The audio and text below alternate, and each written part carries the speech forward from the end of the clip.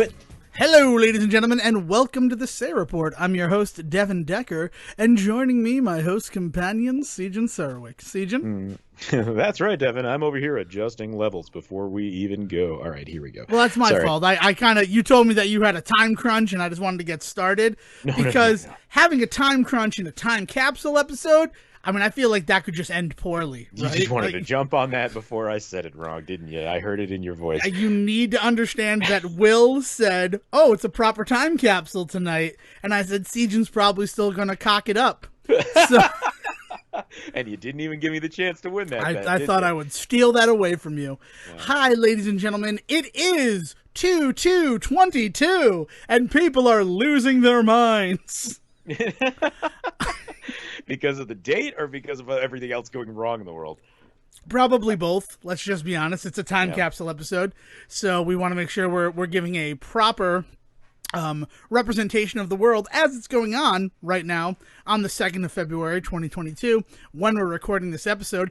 And I just want to take a second before we get into the meat and potatoes of what this episode is. Yeah, I think that is a direct confrontation with the first time we did one of these. We set up the rule we won't talk about exactly what date it is, so it doesn't seem out of place when inevitably people hear it. But here's the thing: we are recording this episode at great personal risk to Sejan and myself. Oh dear! Because if you're unaware, February 2nd is Groundhog Day. And of all the holidays that are rodent-based, this is the one most closely related to time loops. So Sejan and I being here recording this episode, and it's a time capsule episode, what's supposed to exist out of space and time, we could get stuck in a time loop. And you're saying that if we don't record this podcast well enough, we're going to have to redo it over and over and over again until we get it right? So here's the fear. Here's the real fear for me. That would be kind of a glamorous setting for me. If you and I had to keep reliving the recording of this podcast over and over and over again. I love where this butt is going, and I don't care. Yeah. I would be fine with that. Because we're both in the time loop together. You have an ally. You're not alone in this world. But I don't know which would be worse. I don't know if it would be worse me being stuck in the time loop, so I know exactly what you're going to say every recording of this episode of the Say Report, and I just have to somehow do better in order to break the time loop each time. Or would it be worse being the schmuck stuck in your time loop until you learn your lesson, doomed to repeat the same, off-color jokes into perpetuity until you free yourself from it? Well, the other question is, does each loop constitute its own, world that goes beyond the loop? I mean, that's a really, really interesting question, and it's a perfect thing to discuss in this time capsule episode where we are focusing on Groundhog Day. I want to the way that you've been building this up. I've been waiting for you to tell me that we were supposed to watch Groundhog Day, but I know that's not what we were supposed to do, Devin. That would be, that right there would be a pretty solid time loop movie. Trademark, patent pending, the Say Report. Actually, we could write it and then release this episode, where it's two podcasters and there was a miscommunication about the movie they were going to watch for the episode. And until the podcaster stuck in the time loop can remember and watch the movie, they're doomed to repeat the recording each night. Which is all to say, thinking about... So what if the episode... Wait a minute. What if the episode is what sets them off and they think, oh, I should watch the movie, and then they know they're going to loop back the next day, but what they decide to do is, I'll watch it after we record tonight, so I'm technically watching it after we recorded, but then tomorrow I'm going to talk about my memories of me watching it after we recorded. Did you not watch the movie, Sejan? It kind of feels like you didn't watch the movie. It kind of sounds like I've had this conversation a couple of times with you, and I'm the schmuck. Yay! I did not have a great day. I wanted to do such grand things in case I got stuck in a time loop today, and then no, I watched the movie that we're going to be talking about. There it is. That's the butt I was waiting for. I was gonna say you're not the schmuck. We all know who the schmuck in the room is. Did you not watch the movie? It's Bruno, baby. Oh, it's the Bruno. We don't talk about Bruno. Well, we're gonna have a hard time talking about this movie tonight. That's a very good point. Okay, so when we were faced with a never-ending cycle of the boredom of continued existence, we could think of only one perfect movie to watch and discuss in this time capsule episode we're recording on Groundhog Day. And that's Robert Zemeckis' 1992 classic Death Becomes Her. There's the drop, people. Oh, shit. Anybody that clicked on this episode knows exactly what we're about to do, so I don't know why we're acting like it's a big reveal to everybody. We watched Death Becomes Her, and before Devin gets the chance to jump down my throat, I will own up to the fact that this was a choice on my behalf, and I stand by that choice. I think it was a damn good movie for us to watch for this show. We'll talk more about that. Yeah, no, it's no. When we brought up Death Becomes Her, we've previously discussed the movie briefly in an episode. Yeah. I couldn't even tell you when. I know that it was last year, so 2021, sometime probably around this time of the year, just based on how we work. And we said, that's it. We're going to dedicate it for the 30th anniversary. We're going to do a very special episode of the Say Report focusing on Death Becomes Her.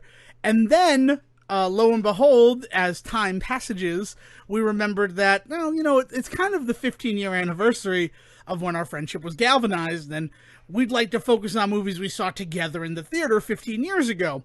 But we still owe you guys a Death Becomes Her podcast, and it felt... Because you've been clamoring for it. Here it is. Here it is.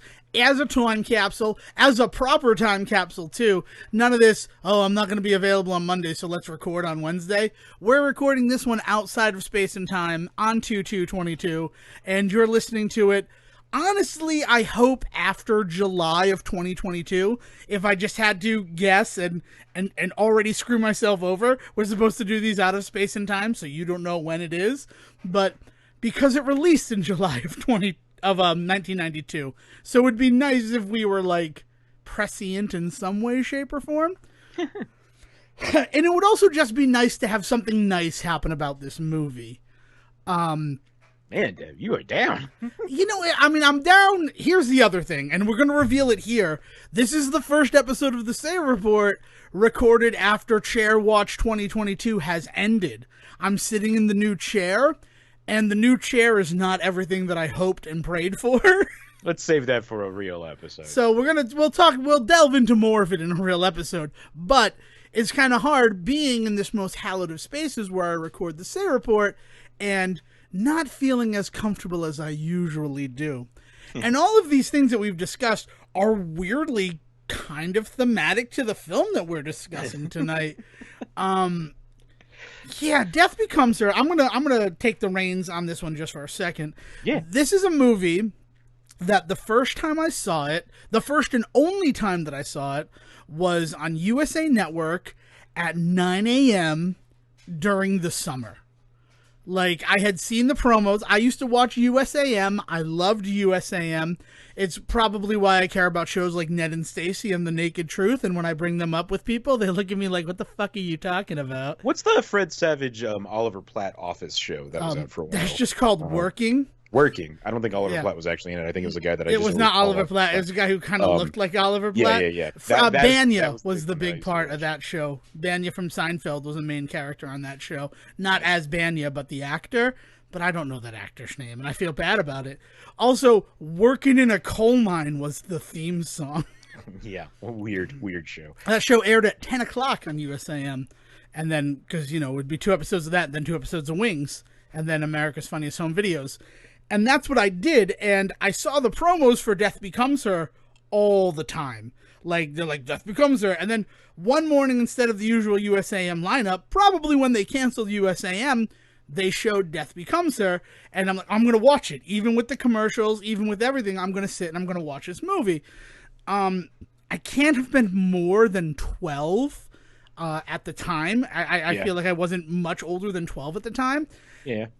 And my big, revelation watching Death Becomes Her today is that I was too young to fully appreciate Death Becomes Her that first time that I saw it. I don't disagree. I will be honest, though. I actually saw it even younger than that. It was one of those ones that, I mean, come on, like the cast on this movie is Goldie Hawn, Meryl Streep, and Bruce Willis as like your three mains. And to be honest, the majority of the movie is just the three of them like on screen together. But with that in mind, like it was going to be watched in my house, and it was probably going to be watched multiple times because it was also that era when you rented a movie, you watched it because it was what you had for the week. You spent $40 to rent it, like you're going to watch the damn thing, right? And I feel like you got ripped off on video rentals. You know what I mean? Like, no, like, I do. Like, I know exactly what you mean. If you were going to certain video stores that you like, and it was a new release, like you found yourself paying an arm and a leg at the time because VHSs were expensive and crap like that. But that idea being that like we spent the money on this, we're gonna watch it, and we're gonna like it because we spent the money on it. But like all of that aside, right? So it was on one point, saw it, like didn't register it because like you said, like way too young to appreciate it. But the big thing about this movie that I really remember is that it shows up and showed up all the time on special effects reels. So like whenever they would talk about special effects, first of all, you couldn't talk about special effects post the 80s without talking about Robert Zemeckis, right? Like you have to talk about Back to the Future at least, right? Like and there's Roger this idea, Rabbit, like well, those, right, like and then that's Roger like the two big trifecta. Well, and then not trifectas, yeah, too, right. But... So that idea being that like you have this guy that is helming this film as a special effects at the time seen as one of the best like heavy hitters in the special effects field, and I would argue still now, although because so much of his work in the special effects field has been relegated to his weird motion capture stuff. A lot of people don't really know how to talk about him anymore, which is a shame because the secret of Zemeckis' motion capture stuff is the reason that it never looks quite good enough is because it's always 3 steps ahead. And he's not quite a James Cameron who can throw his weight behind it and get it done. And so there's this like he resides in this weird world in the special effects field of the guy that is too successful to play with the indies, but not quite good enough to do the heavy hitter thing. And this movie is, I think, kind of a prime example of that, right? Where like it just hits that middling ground in a lot of ways. But the special effects, I'm sorry, even after watching today, still like cannot be denied, right? Incredible. Right. I wrote incredible so many times in my notes. Yeah. Just because this special effect work is incredible. Exactly. So it would show up all the time in bits and reels, especially like the moment when Meryl Streep is looking through Goldie Hawn, shall we say? Like that was a thing. The head backwards not bit and stuff like that. Like the big one for me is her resetting her head after she gets turtled with the shovel. Yeah. They showed that in the USA promo. Yeah, all the time. Well, so there would be certain bits that they couldn't show about the special effects on TV when they would do the TV cuts, right? Yeah. So of course that's what they would want to show you is we promise you some of it'll still be there. But yeah, man, like so I have like deep-seated memories of this movie without the whole movie around it, right? Like out of context special effects reels and things like that. So I'm kind of, it's funny because I do kind of land in that same vein as somebody that saw just enough of it to have vague memories of it, but not enough to remember the whole movie. And so in a lot of ways this becomes what the kids are calling a dangerous banger because of that, right? Like I remember it being this thing that everybody around me seemed to really enjoy and love and talk about, but I haven't seen it in its entirety long enough to really kind of tell you whether or not it's quote unquote good. So suggesting this one, I will take the hit and say that it was definitely a dangerous banger. But I am happy that I watched it again. I'm so sorry because all day all I've felt is like regret that I made you watch this the way that you've been talking about it. And that's wrong. I definitely. The problem is that dangerous banger, first of all, way to be on the cutting edge. You're so curly fries, Sejan, and you don't even know it. It is the fact that because I had seen this movie so young, I had invented and built up like the parts of the film that I just don't remember. Like the movie became something to me that this movie just isn't. Yeah, and as much as like I've kind of griped about the film with you, the real reason why I griped about this film is because it's just not particularly interesting enough. Like it's a great idea for a film, but it fails to reach its true potential. Yeah, well, no, and I mean, like, and that, and history has proved that out. Like, I'm gonna sit here and I'm gonna argue for the next hour about why I still actually kind of found myself really enjoying this film. But like, let me put it in context. Like, when it came out, it was a movie that cost $55 million to make, and in the United States, it only made 58 million. So like, and that's after a full run. Its opening weekend, it only made like 10.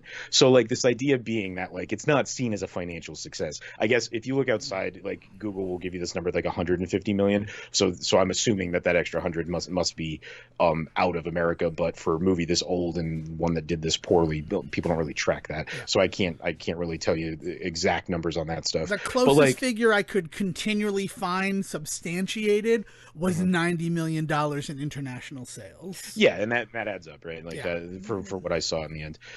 So like it's not a particularly financially successful film. It doesn't really go anywhere in terms of like awards or anything like that, despite its kind of baller like pedigree in a lot of places. And even the special effects, while they are like so fondly remembered, it is in the realm of Zemeckis's legacy that is like just there's better Zemeckis movies. On top of that, like let's get into the kind of the atmosphere of film at the time. We're also 4 or 5 years into Tim Burton really fucking knocking it out of the park, and this movie is so Zemeckis does Burton, it's not even funny. So there's also this idea that like he's clearly taken a swing at the big dog in this particular field, and he doesn't quite hit. Because like at this point, like we've seen Edward Scissorhands, we've seen Beetlejuice, we've seen both Batman and Batman Returns, so the two movies we will see from Burton in the Batverse. Like, and so there's just this idea being that like there's such a feel of, man, we really want this to be that kind of film, and it just doesn't. It never has any of the charm or the heart that Burton has that makes his movies work. Yeah, it's also. It doesn't go far enough, which is my issue, because in my notes this owes a lot of thank yous to Beetlejuice, because so many of the effects are things that the Maitlands kind of do to themselves to make themselves appear scary to Lydia and her family, but not as fun, right? Yeah. Alec Baldwin like pulling like the beak face out and like poking his eyeballs out onto his fingers and stuff. Like it's so cartoonish and ridiculous. On top of that, you've also got a lot of really cool colors. You got some fun like sound effects and all that sort of stuff. Like the colors and sound effects in this movie are downright scary. The moment when Meryl Streep is thrown down the stairs, because that happens. So graphic. It is graphic and upsetting to watch. It's not fun, right? Like there's no like. There's a joyful sorrow to a Burton film at that time, because believe me, Burton's also gotten to this point in his career where he's had a couple of movies just like this that just don't land. It just doesn't have any of that stuff that the early Burton does. Yeah, it's just I'm just thinking about that scene now is giving me the heebie-jeebies. Yeah, it's not supposed to. I mean, I guess it's kind of supposed to, but like. It's weird. It's so weird because it becomes a tonal issue because you don't know at what point you're supposed to laugh and at what point you're supposed to scream. Yeah, I mean, to quote the MPAA, it's rated PG-13 for some nudity and off-color humor. And when you can't just call it black humor, when you can't just call it gallows humor, you have to invent a whole new adjective to describe the humor that's on display in the film. Yeah. That stood out to me. The description of it as off-color humor. Like morbid. Like, there are so many better adjectives for there, and the MPAA in 1992 was like, none of these work. We gotta just call it off-color humor and let the person fill in the blank for what that means. Yeah, and I mean it's not a bad adjective, right? I mean we're living in 1992. We're literally living in the era of I can't define pornography, but I know when I see it, right? Yeah. And it's that same idea, like it's off color. What does that mean? Like Dennis Leary about 20 minutes into his set off color, or like what are we talking about? No, Goldie Hawn not Goldie Hawn. Meryl Streep gets domestically abused by Bruce Willis for 10 minutes and then thrown down the stairs, but it's okay because we get a really funny scene of her afterwards with her neck broken. What? Sidney Pollack's gonna make it all better. Is he? Is Sidney Pollack gonna make it all better, or is that one of the most chilling moments in the film? Movie, yeah. Like, the problem is the movie is trying to do a very particular style of humor, and that style is camp, right? And I'm sure that we've talked about camp humor before and all that sort of stuff. And the thing is that like camp is so subjective. The idea being just that like I don't love this, you don't love this, but there is probably someone out there that does, and that kind of becomes the history of this movie. Because like we were saying, before we started recording, you asked me to guess what Leonard Maltin gave this movie, and I said I guarantee you it's 2 out of 4 stars. Like it's got to reside right in the middle, right? And I was right, because that is across the board the story of this film. Is there's a lot of people out there that are going to like it, and there's a lot of people out there that aren't, and this movie is just going to exist, and then we're going to move on in movie history. Nobody's going to be hurt by this movie, but nobody's going to be helped by this movie either. Like I mean, you say that, but is it like early enough in the episode or late enough into the episode for me to talk about my crazy theory about Death Becomes Her? I mean, it is the right time to talk about it, because now that you've mentioned it, I'm not. That's all you can think about, right? Yeah. All right, so I feel like Death Become Her exists for 3 reasons. There are 3 reasons that this movie got made. Okay. Reason number 1 is to be the testing ground, the sacrificial lamb to LucasArts for their new sorry, I can't think of the words right now. I had it ready to go. Digital replica skin software. Okay. Like their Simone program. I get you. Yeah, they're synthetic skin software. I have it written down somewhere because the wording in it is just creepy, ridiculous. Hold on, I have it near the end, I'm pretty sure. Yeah, no, so like, yeah, like it does. This is definitely a movie where a lot of people put in good work. It's not that this didn't advance anybody's career. It's this idea that this is a movie that fills out a resume. This is not a movie that you put at the top and people go, oh my God, you were involved with Death Becomes Her, you got to do this. There may be somebody out there like that that's happy to see that. I mean, God, if I met any of the special effects artists on this movie, I'd love to sit down, buy them a coffee, and talk about like how they did it's amazing. I'd buy them a meal. Coffee wouldn't be enough. It's also it's photorealistic human skin software.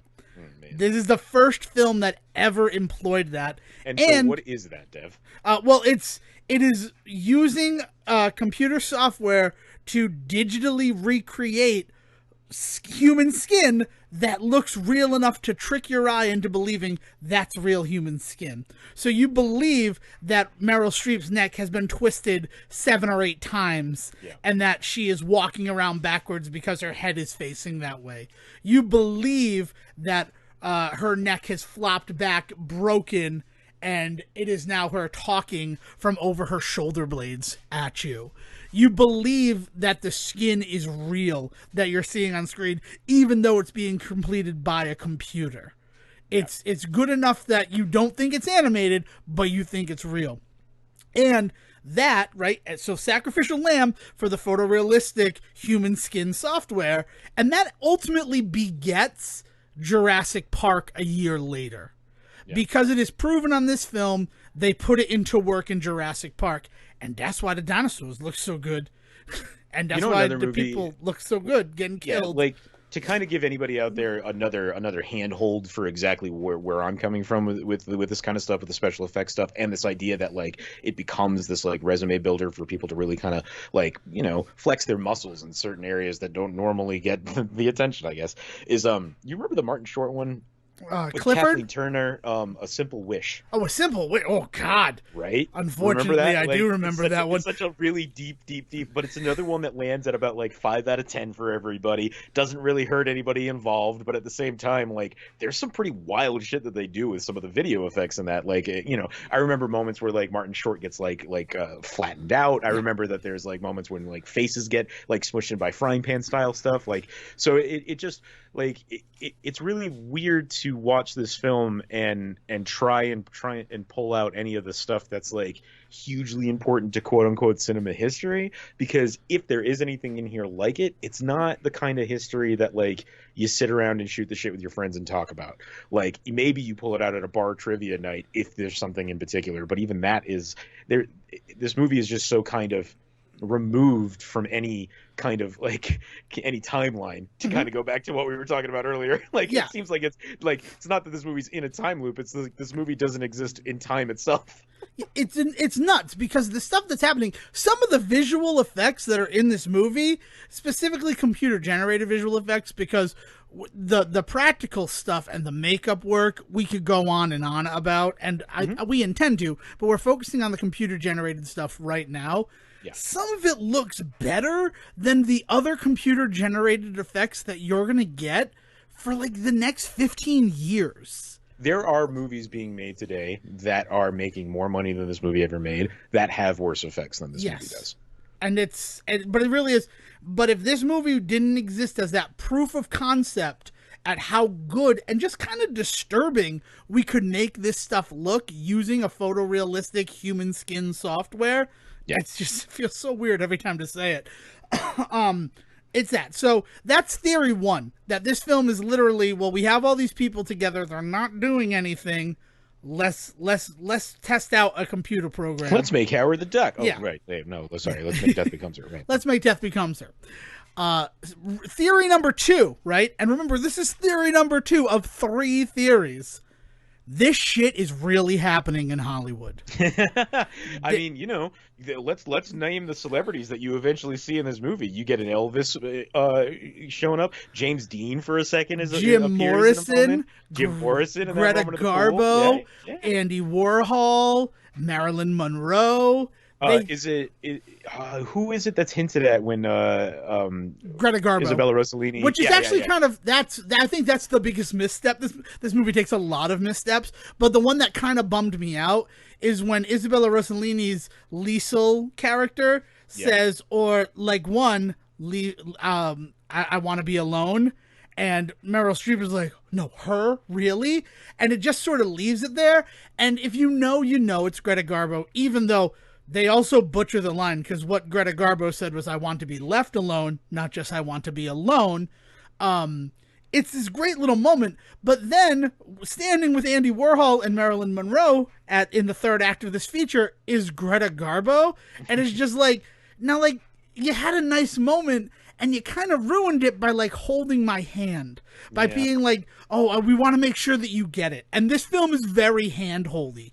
A lot of critics at the time said that this film didn't trust its audience enough, which does really seem like the greatest sin of Death Becomes Her. Well, and what's weird about that is we got to get into the story of this really quick, because if I'm going to start picking that particular thought apart, I don't disagree with it. It's just that everything I'm about to say is not going to make sense. Will if not you don't make really sense. Know what's going in this movie. So, Dev, I'm going to talk about this movie, and you tell me if I make any mistakes. I'm listening. So, essentially, we have in 1978, I believe, is the first scene. That is where it creates. And That's so where it starts. I feel like a bad Google translation there. In 1978, you have Goldie Hawn and Bruce Willis, who are playing Helen. No, she's Helen. Yes, Helen Sharp. She is Helen. Yeah. So Helen and Ernest, who have gone to see Helen's old friend Madeline, and Madeline is a Broadway star, but a kind of falling one, right? She is already in 1978 already kind of being seen as kind of done, right? People are just sick of her shit, essentially. And we learn that in 1978, Madeline is very much kind of stuck in this old school idea of like the diva actress. Like, she was born 20 years too late kind of thing is definitely going on with her. However, Ernest is just taken by her. So in a series of very quick moments, we very quickly learn that Ernest now leaves Helen for Madeline. And this, of course, sends Helen down a death spiral, because why wouldn't it? As this movie seems to presume that a woman obviously left and scorned by a man would just kind of go off the deep end. And we see one of the first major special effects in this movie, and it's so disappointing that this is the first thing that we see, which is a fat suit. And we'll get more into that. But essentially, Helen gains all of this weight, and we learn that, what is it, 15 years later, 12 years later? It's just another 7 years. It's seven more years later. So it's 7 years, but then there's another 7. Yeah. So there's seven years, and then he leaves her, and she ends up in a mental institution, and she is wow. in what is perhaps one of the first scary scenes in this movie, and perhaps the scariest scene in this movie. She is arrested while watching a death scene of Madeline's in an old movie, and she just keeps rewinding the death scene over and over and over again as she's being dragged out the door by police. Like, it is terrifying, that moment. And then after that, it skips yet another 7 years, and we learn that Madeline and Ernest's love life is not grand, and they are being invited to go to see Helen's new book that has come out. And when they appear, Helen has now lost all of the weight that she had put on. She is gorgeous and looking even younger than ever. And Ernest and Madeline are just feeling like they've just kind of they're just getting older every minute. Specifically Madeline. And it is kind of this meeting that kind of sets off some turns of events in a lot of ways. First of all, for Helen, we kind of learn that she is not done obsessing over losing Ernest, and in fact has completely lost her mind and is plotting to do more than just like steal Ernest back. And then with Madeline, we see that she is just more and more and more kind of getting obsessed with the fact that she's losing her age and her looks, and she starts going to plastic surgeons. And I mean, Ernest was a plastic surgeon. I should mention that. The only reason I should mention that is because later in the movie he's suddenly not, and I don't know if we're supposed to understand that like something went wrong at some point. I don't know. At some point he's no longer a plastic surgeon though, but instead he's now working on dead bodies, and he is working on making them pretty for funerals. Yep. And so he's also super well known for that. Let's not act like it's kind of a downgrade for him. Somehow he's still making a bunch of money and is super well known for it.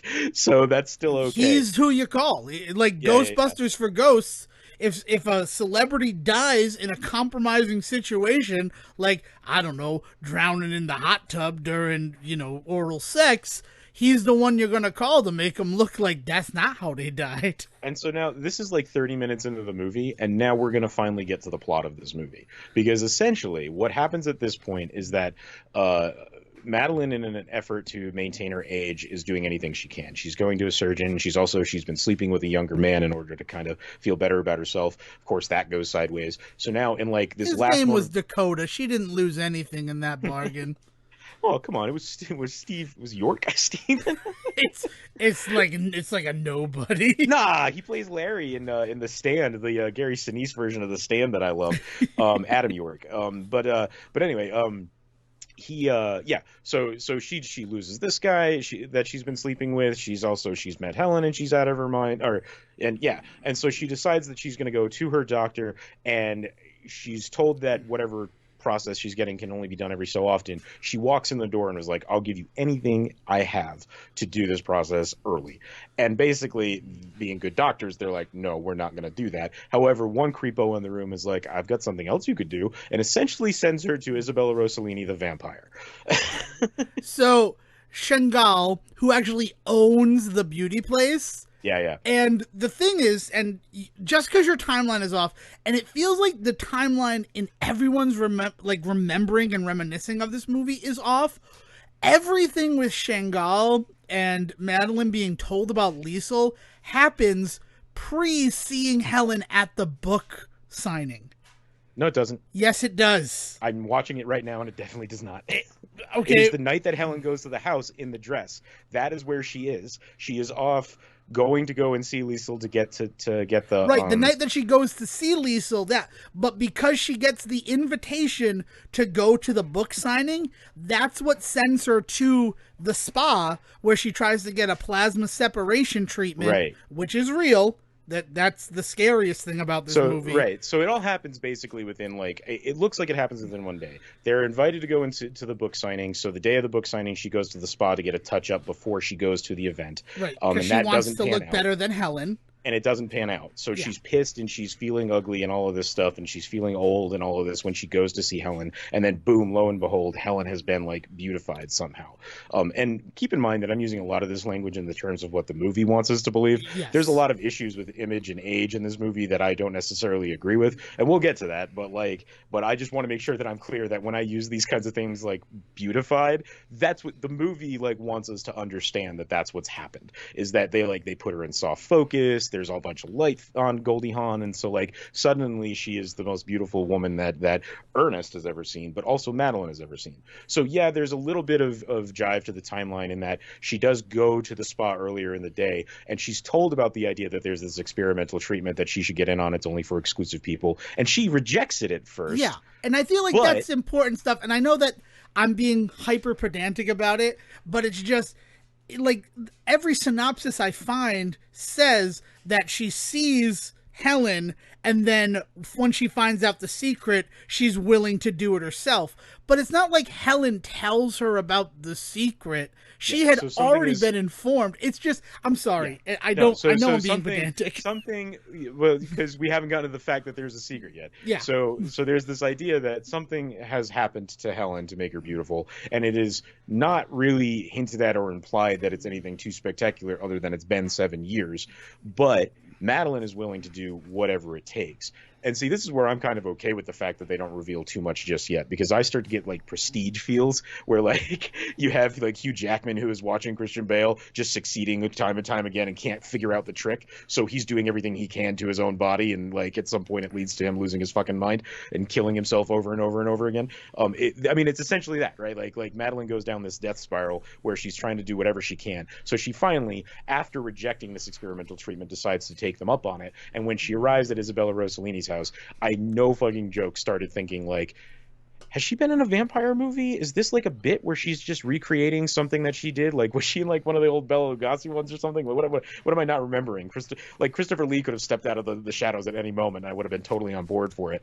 Like, she is half naked and promising her eternal youth. And so who's going to say no to that, right? So to quote her on David Letterman, I had on a necklace and a sarong.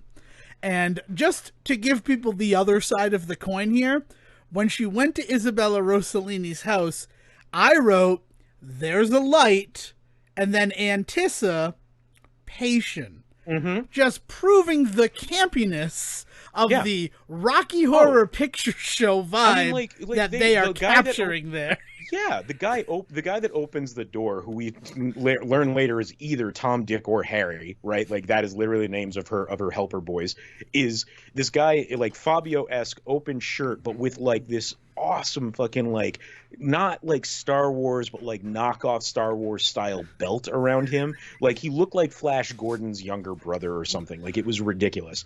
Like to the point. Like I'm not saying it looked ridiculous and out of place. Like this is the look that Zemeckis is going for in this moment. Yeah. It is this thing that is almost what's the old Sean Connery movie Zardoz, right? Where with like the flying head and like all of the people that are half naked or wearing giant belts and nothing else and that kind of shit. Like it's just a ridiculous setup for this house. It's otherworldly. Yeah, it is meant to throw you off just by how strange she's walking into. Yeah, and she's given a potion that night through a series of weird conversations between the two of them that makes her suddenly start to de-age. And in a weird moment of special effects yet again, we see a butt that just like sucks itself in and breasts that blow themselves out. Like it's just this really weird moment of her body de-aging while she looks in the mirror. I don't want to talk about Meryl Streep's breasts again, so I do want to say, while that had been fully intended to be like an automated prop, at the end of the day, a costumer had to stand behind Meryl Streep outside of the view of the camera and just kind of push the girls up. Or like pull on the straps kind of thing. Like she had to, like that's how they ended up having to do it, because they're like, oh, we have this whole like thing that's gonna like compress your breasts when we activate it, and it's automated, but it'll look so real, like real, like it's just happening in real time. They could not get that to work, so then they're just but let's get a costumer here. Yeah, if anything, that's evidence that practical effects will always overcome, right? Yes, sir. Which is why I want to give it that it's proper in this film that is literally a testing ground for computer generated effects. Yeah, they're not afraid to use the practical effect when it works, because there's definitely moments where that happens as well. But yeah, so she de-ages suddenly, and oh my god. Meanwhile, what's going on is Helen has gone to their house, to Ernest and Madeline's house, and is trying to woo Ernest and into the idea of killing Madeline. outright, plain old simple. I told you before, she kind of lost her mind. She has not gotten it back. She's like, we're going to murder Madeline, and convinces him that that's the right thing to do. Now, I haven't mentioned it yet, but Ernest is a bit of a dip. Like he is just fucking milquetoast. Like that's the exact word I was about to say, but I was drinking water.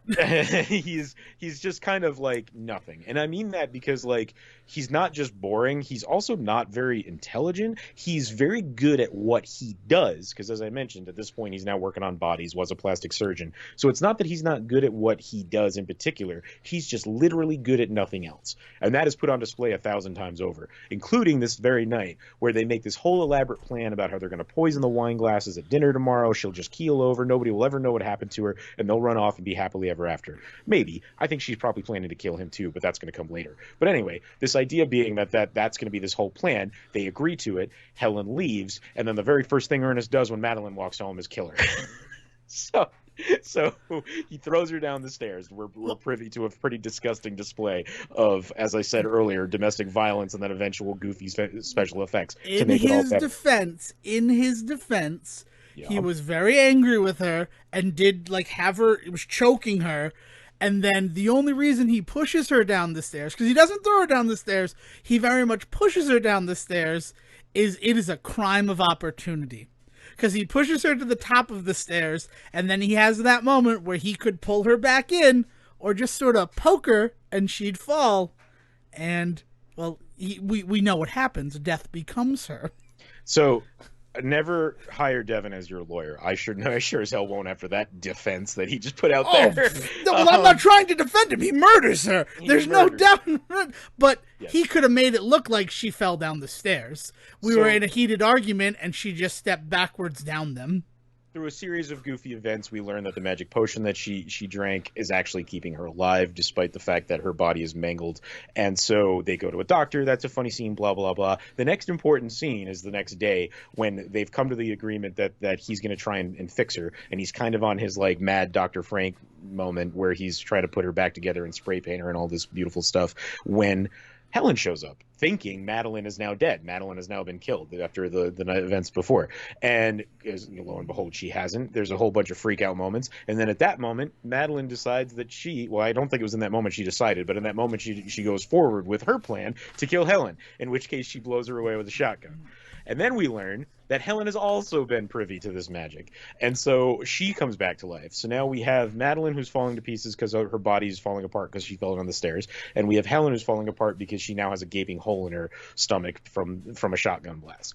And hilarity ensues until they decide that they no longer are mad with each other. Literally, like there's like 30 minutes of this movie where they're fighting, and then they realize they don't want to fight anymore, and that's fine. I'm totally on board for that. That conversation with her with the shovel sticking out of her stomach, Goldie Hawn, is legitimately like a hilarious moment. It's a huge flex, right? To just sit down through the shovel with a shovel through her. Yeah.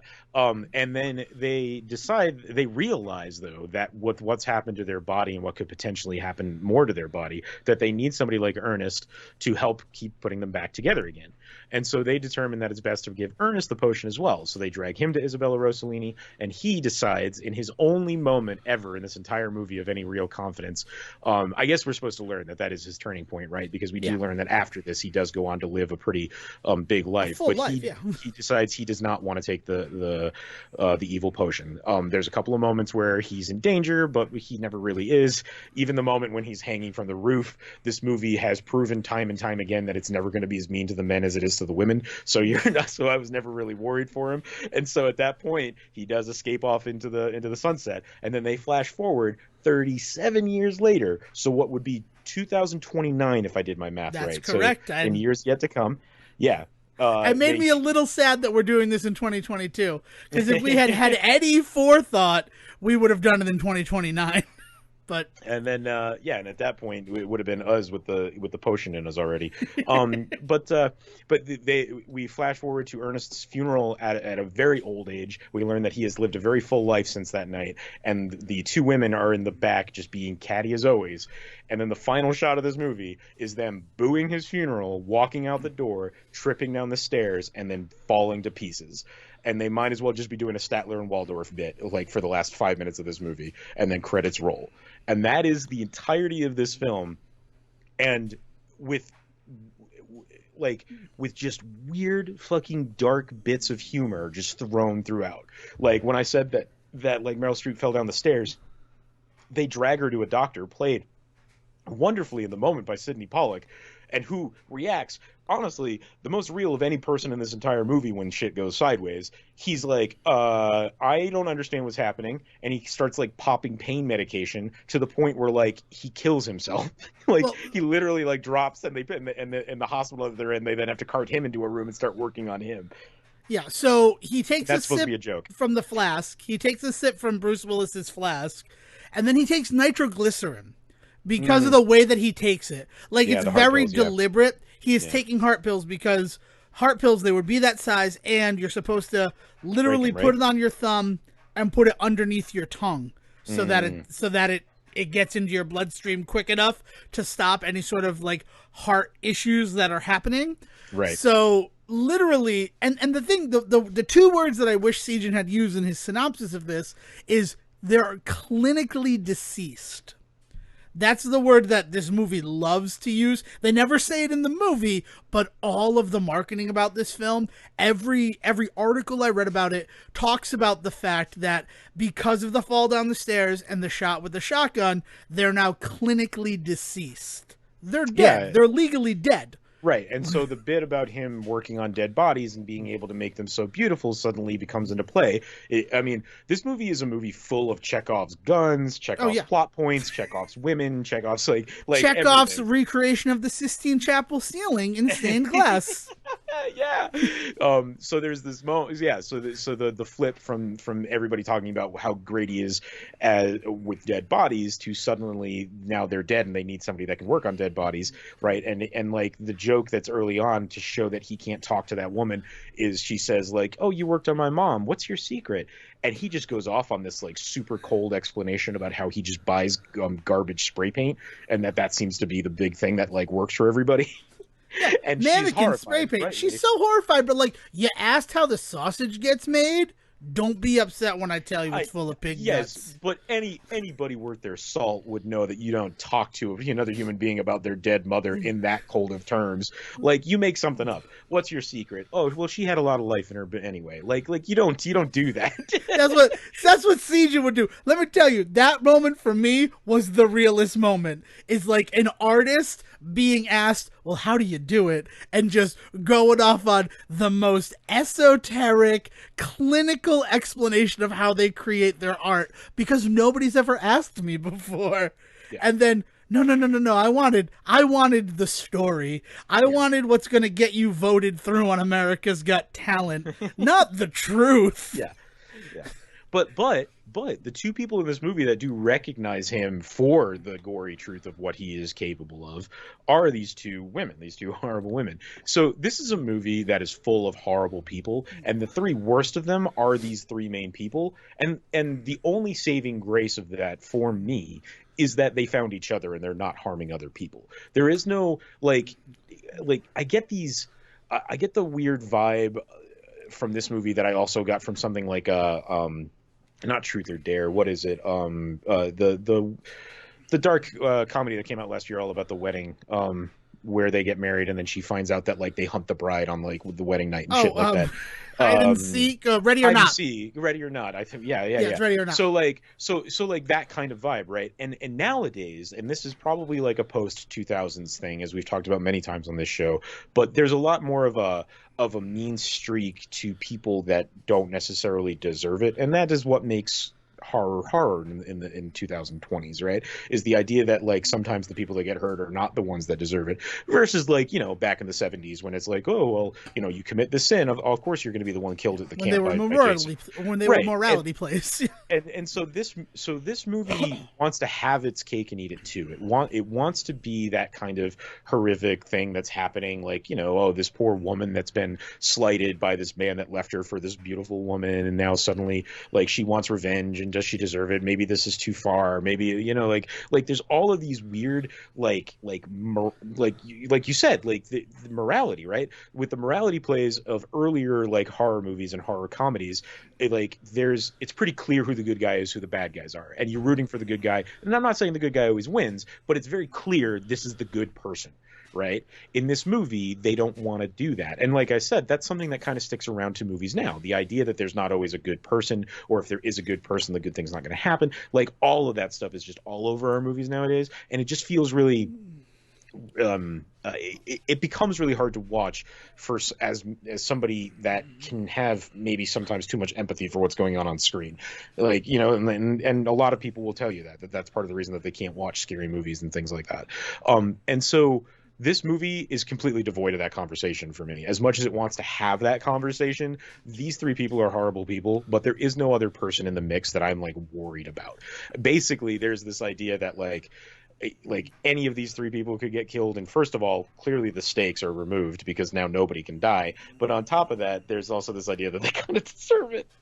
Yeah, it's perfectly summed up in one of the questions I saw on IMDb, which is, what is the lesson of death becomes her? And I don't think there is a lesson. I think mean, like, we're supposed to believe beauty obsession is too much, but right. I think we're supposed to believe that it is I mean, not believe that it is. We know that it's clearly a critique on not just Hollywood, but the world writ large, but mostly focused through the lens of Hollywood, of how we focus on things like age and beauty, and about how that becomes such an obsessive thing for some people that they will literally die for it or possibly kill for it, right? And this idea being that there's this kind of this outside force that's never quite explained that allows this sort of thing to happen is pretty it is way too convenient and weird for it to be something that's real, but it's talking about this issue that clearly the writers, Zemeckis, the actors, people believe is a concern. Whether they think it's a concern worth making fun of or a concern worth like legitimately critiquing is up for debate, because like there's definitely this element in it where it feels like there's a couple of moments where they want to have that conversation, but they're too hooked on the fact that they want to be a comedy to dare have that conversation. And, you know, and that's part of the problem with camp, right? Is that like camp always wants to come from this place of pointing out like the wrongs in the world, like the idea of the elevation of people of color, of people of different gender and sexuality, like being raised up as characters in these like campy worlds is definitely something that is worth celebrating, but it always is at the cost of like being in a world that is just disgusting and kind of over the top and possibly too like kind of too happy to use certain words or certain phrases, or too happy to lean into certain mindsets. Because this movie, as much as it wants to kind of raise up the idea of like there's a real problem in the world with the ways that we look at age and beauty, it also very much wants to kind of lean into all of those conversations as well to kind of like drive that point home. And at some point you have to kind of say like, guys, you're just nailing the coffin. Like you're putting out the exact same shit you're fighting against in these conversations, to the point where you start to wonder, did you maybe not mean to have this conversation? Because now I feel like the dumb one in the room. And then that's when this movie ends up getting a 5 out of 10 for people, is that moment where they have to decide, is this movie critiquing me or am I critiquing it? That's a very brilliant way of putting it. Yeah, it is. It's weird because it doesn't feel focused, and I feel like one of the reasons. First of all, this movie feels like it lasts forever. Like it's 104 minutes long, so it doesn't last forever. It's not actually a forever movie, but it feels like it lasts forever, and yet everything I read about it is that Zemeckis trimmed this movie in order to make sure that it had a good pace and didn't drag anywhere. Yeah. And honestly, all of the stuff that I know has been cut, because it shows up in the trailer of all places, so you can see a lot of that cut footage that they just threw into the trailer and then becomes irrelevant. Seems like the stuff that would flesh out the world and actually help to drive the points home. Like, it feels like, I know that you wanted it to be snappier, but you kind of need the scene with her agent where she's being told you can't get work anymore because of how old you are. For there to be stakes, there's really no stakes in this movie. No, stakes are entirely removed, because the only stake that we're told isn't worth worrying about in the first 30-40 minutes of this movie, when they set up this world, is the idea of aging and or getting ugly, right? Yeah. Those are the only things that matter in the world of this particular film. And then that is instantly removed an hour and 30, 40 minutes into the film when we learn that they've both taken a magic potion to remove that. So suddenly the stakes that we've been talking about for 40 minutes are gone, and then never really it's so weird because eventually what it gets to is this idea that, hey, even though you're going to live forever, your body is still your body, and as humans you're going to have to deal with the fact that like it's going to decay in other ways, even if it's not just by the natural act of just aging. Like there's going to be other things that happen because the world, and that's all well and good, but that kind of that gets lost in like some of the like messiness of, we also really want to show how cool it is when we knock off Meryl Streep's head, right? Yeah. In a weird way, it kind of, all of the cool shit about this movie that we praised for the first little bit of this episode kind of starts to detract from the point that this movie's trying to make, because you're spending so much time like horrified and trying to wrap your head around the special effects of what's actually happening in front of you, that you never focus on the conversation anymore going forward. Because like I literally wrote right here, notes stopped once the practical effects come out. Like, and it's legitimately that moment in the movie when he throws her down the stairs. And at that point on, I stopped taking notes for a little bit, because now it was all about watching the cool shit on screen. It wasn't about thinking about what this movie was trying to make me think about. So it's such a weird, it's like a weird double move. This movie really wants to, as I said before, like have its cake and eat it too. It really wants to put this thing on display for you so that you think about this thing, but then it never wants to talk to you about that thing, so you don't think about it. And again, that is a risk with camp, because that's true even if you didn't have the crazy special effects, right? Because like this movie really takes from the same vein as something like all I could think of was The Brain That Wouldn't Die, Mm-hmm. right? Or even in horror comedy aspects, like the Steve Martin one, The Man with Two Brains, with him and Kathleen Turner. It's weird that Kathleen Turner came up again today, but maybe she should have been in this movie. She's also in Romancing the Stone, which is exactly, which is but yeah, this idea being that like the campy comedy aspect that they really, really, really want this movie to reside in, and I do think they intend for this, like because of the over the topness and the dramatics monologues and the weird angles and the Vaseline on the lens type stuff that they do. They must intend for you to be thinking about all this stuff and like having fun and ghosting all of this campy shit, but at the same time, then you never take it really seriously when Meryl Streep has this moment where she wants to go and see the guy that she's been sleeping around with because he's young and makes her feel good, and she shows up and he's sleeping with somebody younger than her. And that's heartbreaking. So in any other weird. movie. Like that scene should be an important scene. That is her breaking point. Mm-hmm. That's really the inciting action that gets her to go see Liesel, is mm-hmm. that even this thing that made me feel young still has been taken away from me. And I feel like they don't focus enough on the younger woman who's there. Right? Like you see her in a reflection and that's it. It's so weird. I'm sorry. No. I mean, what you're talking about, and this is the thing, this is another critique that's been heavily levied against this movie, even to the point where Meryl Streep brought up this movie and said, I don't know if I really want to play this character, because she had just been in She-Devil with Roseanne. Yeah. And the movie that you're talking about is that movie.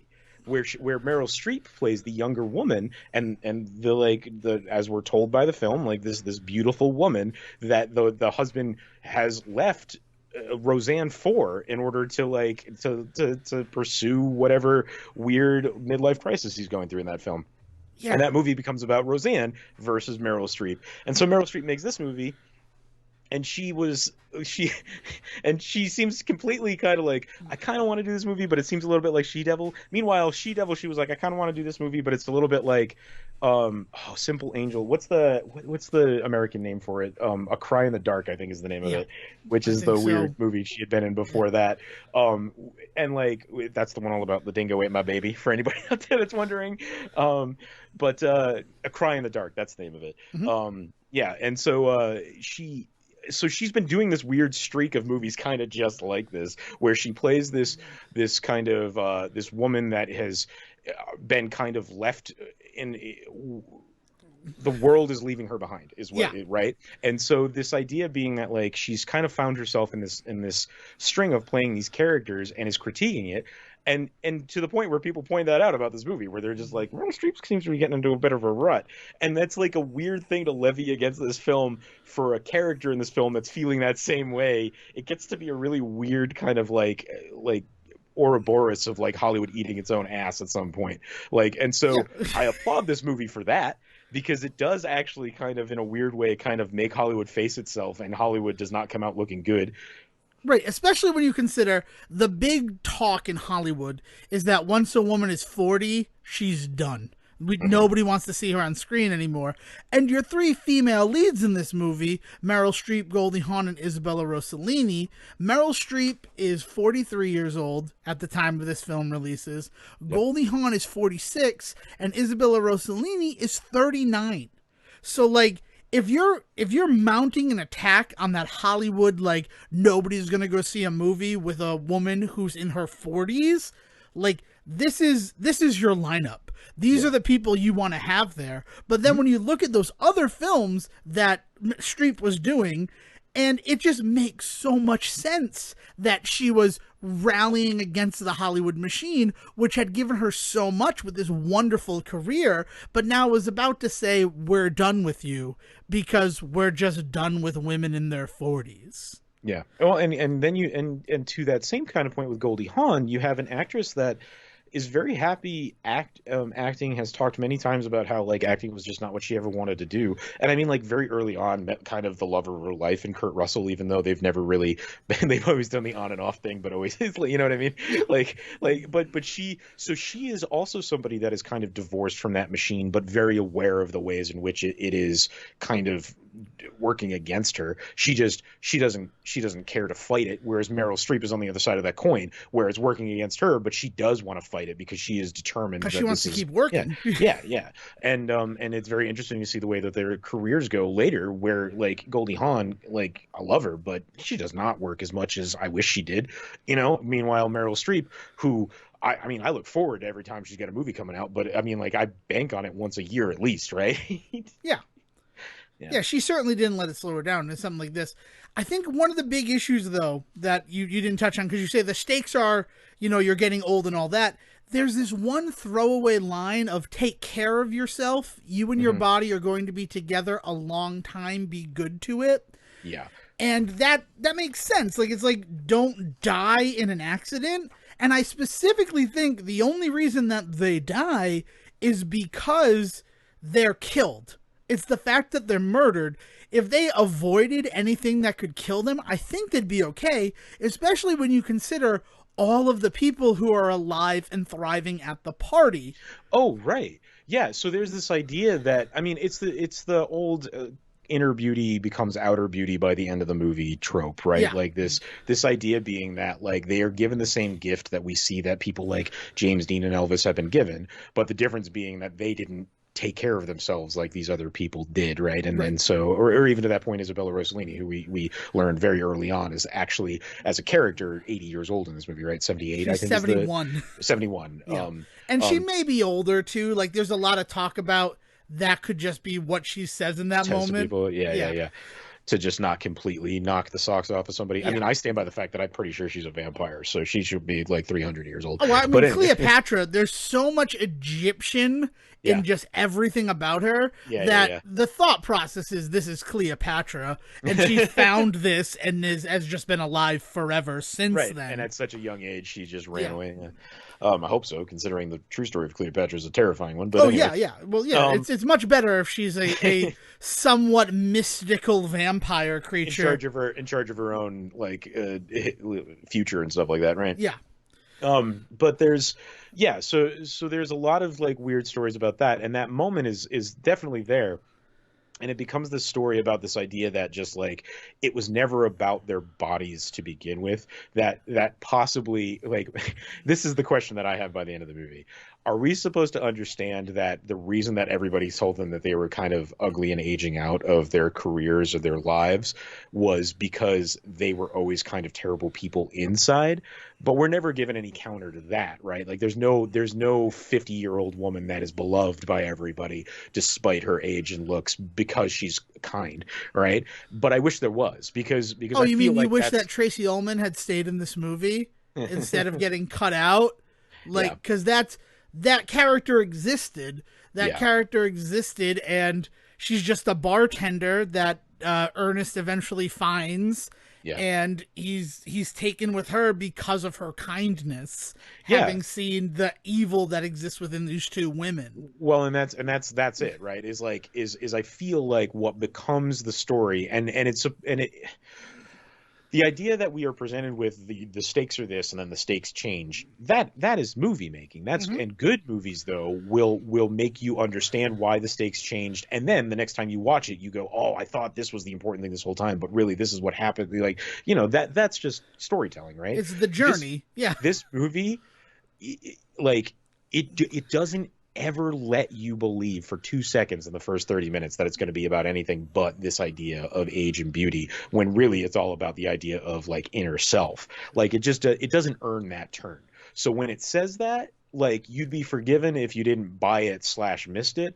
Also, on top of all of that, like, it is just one line and one moment from her, and anybody that's coming to see the movie knows that it's going to be ignored. So like it's just it's such a weird, arbitrary kind of like way for the movie to be like, no, no, no, this is what we're really about, and you're just like, no, fuck you. Like, that's not what you're really about. What you're really about is you're about cool special effects. Like I don't care about any of this. Like, at the end of the day, everything becomes a prop in this movie at some point.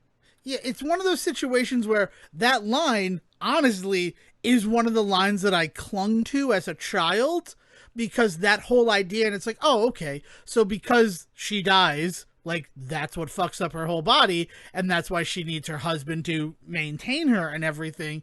But then, when the idea is we need to get Ernest to drink the potion too, because we need the constant upkeep that he can provide to us, Yeah.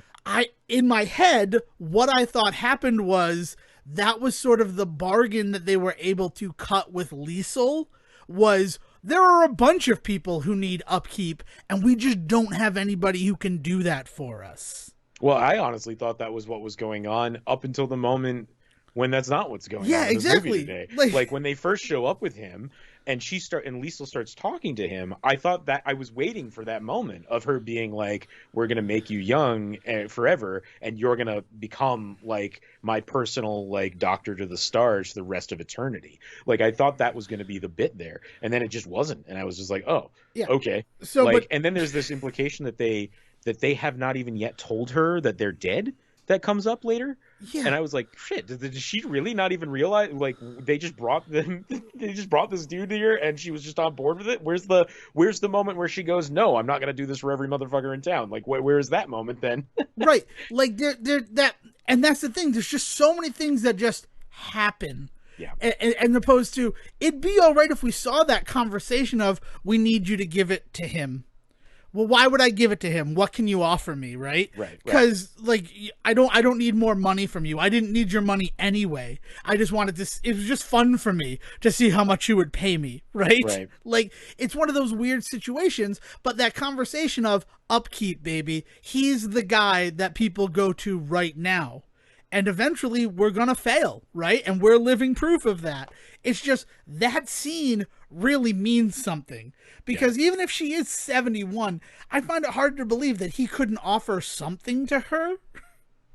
I just even just insurance in case something ever happens. Technology in the world are always kind of moving forward. So God forbid we get into a future where, say, there's self-driving cars and you get a little too over like, you just decide like, okay, yeah, this is the world now, and then you get into a car accident and then bing bang boom, you need somebody like me. Like, I like that you did that as Bruce Willis, not as Ernest Menville. Bing bang boom, baby. I'm right there for you. That's a terrible voice, but the attitude was right. The attitude was there. It's just it's weird. It's just weird that they don't have that conversation. But in my head, having seen it as a kid, I'm like, well, that's the only reason that I would give him this, is so that he can look at how many people are at that fucking party. Yeah, right? exactly. For this thing that is supposed to be a clandestine secret, don't fucking tell anybody, that whole house is full of clients. And even if it's only half of the people that are in that ballroom are people that actually took the potion, and the other half represent like mates or spouses or dates who are not magically infused, that's still a lot of people who are going to be running around on this planet forever. I mean, I think what we're getting at is the idea that we don't really know much about the magic in this movie. And there really is only one magical element. It is the magic potion, right? Because from that is born all the other silly magic that happens in this movie. Yeah. So we are never told where this potion comes from, how it benefits Liesl to give it to everybody. Like there's nothing there. And I think that that's kind of it's on purpose, because it's just a MacGuffin to just kind of get to the story of these women can't die. And it's just a shame that for a MacGuffin, it becomes such a huge part of the plot eventually. It's so weird where this movie chooses to focus the time and where it doesn't. And it's not weird if you think about it in terms of it's a show-off piece for special effects, because then it makes total sense why we're going to spend 40 minutes running around the house with him, like painting bodies getting thrown downstairs, women getting shot, like all of this stuff that eats up time. And then suddenly, like, we're at the important bit where the story matters, and you're realizing there's no meat on its bones.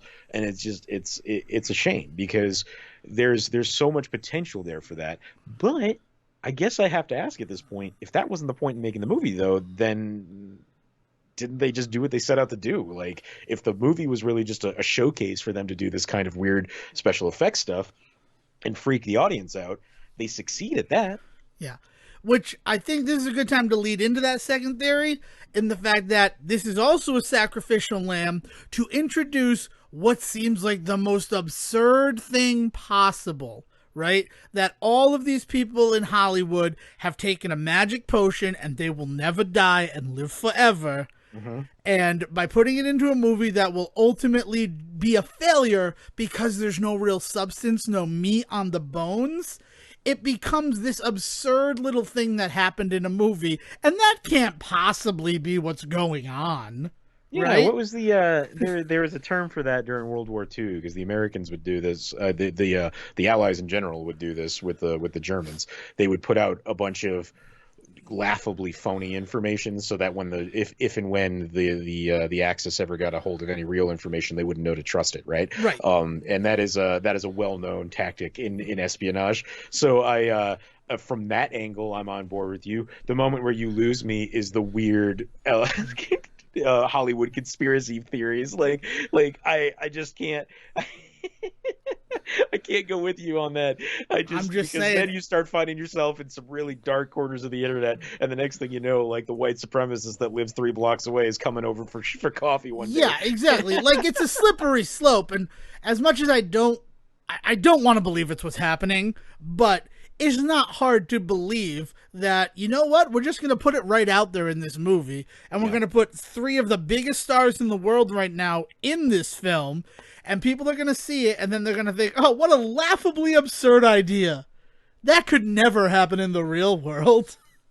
And, I mean, this idea that you're going to muddy the waters, right? That we're going to put that out there. Yeah. Here's the thing, is that if that's the case, I don't believe that Meryl Streep would take part in it. So maybe she's making this movie thinking that it's fighting the cause, and really she's been hired by those that are involved. What better way to sell your propaganda than to get the person on board who you would never think would be a part of it? And honestly, you think about Meryl Streep in this movie, and her ultimate reason for taking the role of Madeline is it's too original a role to pass up. Yeah. Like, I mean, that's absurd. And I'm going to use that as a jumping off point to just too original to pass up. So, like, Meryl Streep, you never were forced to read Blythe Spirit ever. Yeah, there's a lot of Noel Coward in this movie for sure. I was thinking that in a lot of the domestic scenes where they're fighting and arguing, and I was like, oh, there might be humor here I don't get, just like Blythe Spears. Like it's just so Yeah. like for her to be like it's such an original piece and it's like it's really not that original. Like this has sort of been farce humor for such a long time. Is it the fact that it's farcical stuff but being taken hyper seriously Well, that you think is original? Like I don't. I do have to say that again, we're living in a time period where Tim Burton is out there, and people like Gina Davis are and Alec Baldwin. well, no, I was No, thinking sorry. McKean there, not McKean. Michael Uh, McKean. no, the Who is? mom on Beetlejuice, Oh, Catherine O'Hara. Catherine O'Hara. Thank you. So like actresses like that are getting kind of their due in these darker, weirder roles where they get to play some kind of over the top females in a lot of ways. You know, for Gina Davis and Beetlejuice, it's a lot of the sillier stuff with the special effects. But for oh my God, Catherine Catherine O'Hara. O'Hara, like for her in a couple of different Burton films at this point, like getting to play the over the top diva is a huge thing as well, right? And so in here you got two roles in one. You've got the weird special effects stuff that you're going to get to do that is new and you may or may not ever get to do again as an actress at your age. You don't know if you're ever going to get the opportunity to be working with prosthetics again and stuff like that, right? But then on top of that, like you also get to play this like 1950s film diva. Like it is kind of a dream role. You know, it reminds me a lot of the same reasons why the actress that is in Doom Patrol would take that role. April Bowlby. Right. Yeah. I mean that's the same appeal there, right? So it's not so much that it's a role that never existed before. It's that a role like that doesn't come around very often.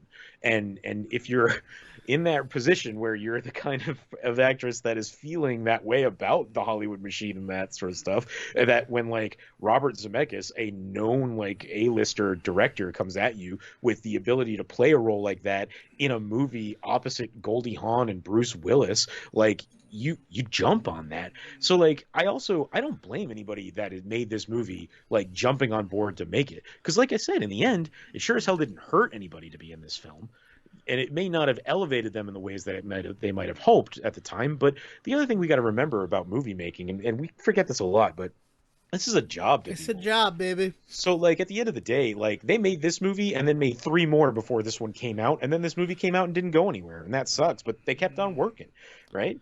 Yeah, it's true. It didn't end anybody's career, and that's important. And honestly, number three, and and this is the most believable of my three weird theories related to Death Becomes Her. Robert Zemeckis agrees to do this movie, be the sacrificial lamb for the special effects, which is definitely what happened. Like that, we can point to that, and that's quantifiable. Maybe be propaganda to throw people off the scent of nobody in Hollywood is dying anymore. What the hell is going on? And then the final thing is, this is Robert Zemeckis lowering expectations so that in 2 years he can release Forrest Gump and blow the world away. I mean, I don't know, man. I think Robert Zemeckis, at the time, if you would ask me, in 1994 when Gump comes out, right? I've got the year right on that. Yep, that's correct. He would have.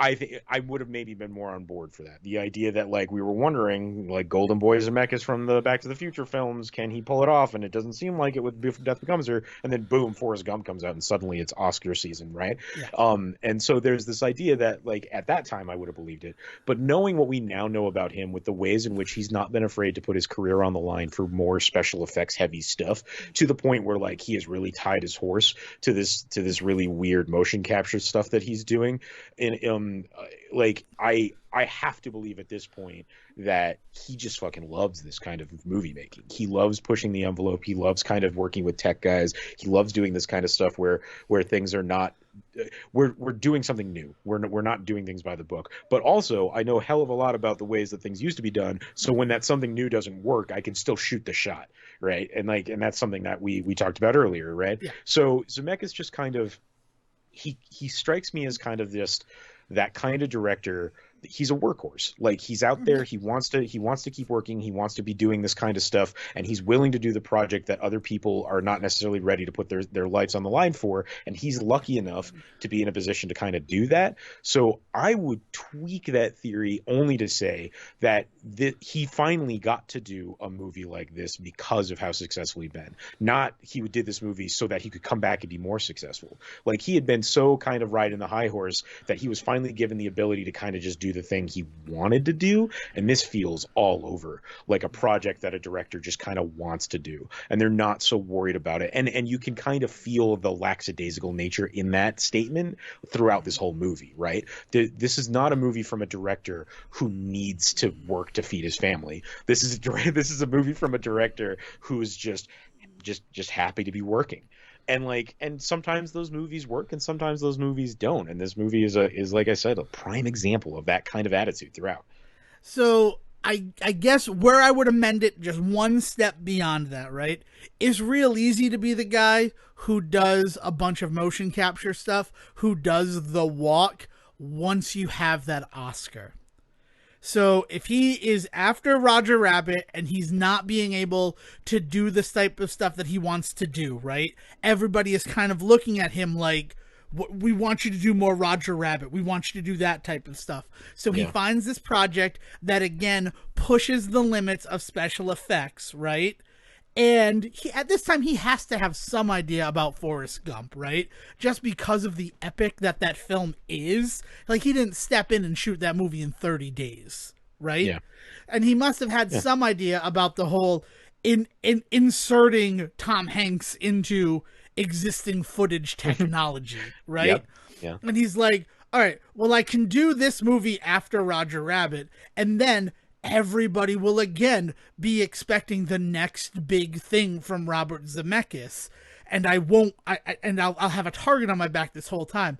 But if I do Death Becomes Her, if I'm willing to do this film, then do Forrest Gump. I don't think he did Forrest Gump for the Oscar, but I think because he got the Oscar with Forrest Gump, that's where he's able to be like, I already won the game, now I can just do the post-game shit that I care about. Yeah.